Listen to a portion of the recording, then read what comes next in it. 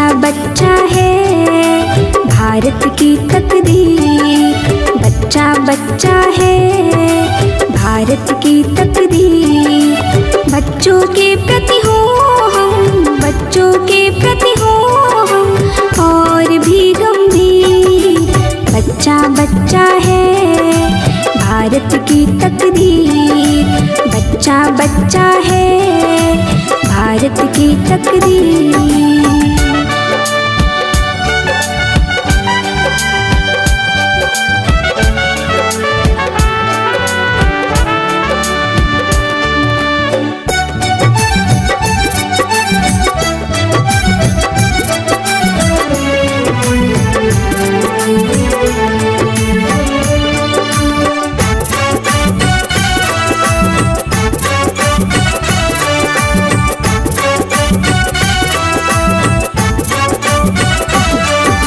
देश हमारा हो मजबूत, ना हो सुरक्षा में कोई चूक। नियमों के अनुपालन में हो ना कोई भूल चूक।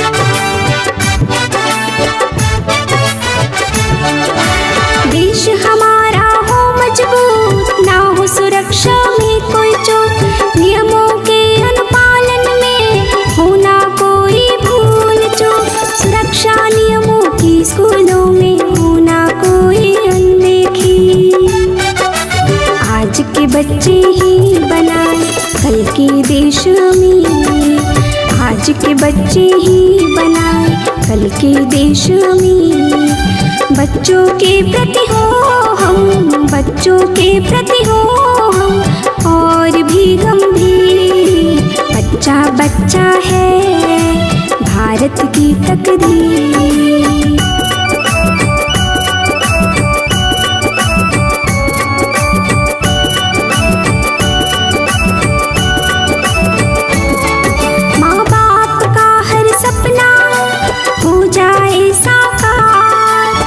सपने को मिल जाए सुदृढ़ आधार।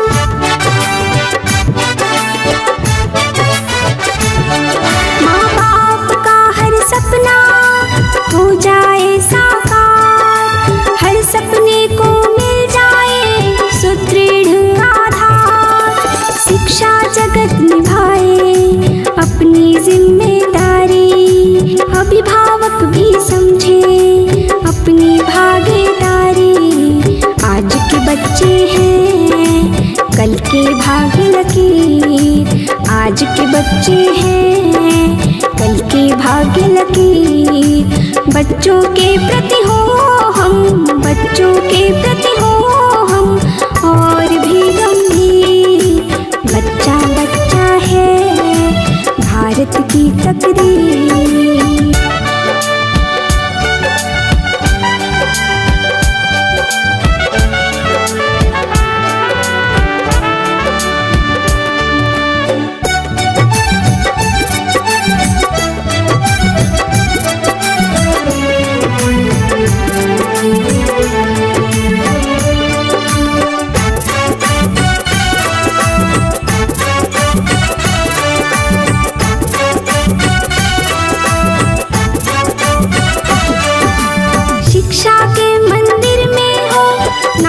दोषारोपण यहाँ आचरण का ही हो केवल बीजारोपण।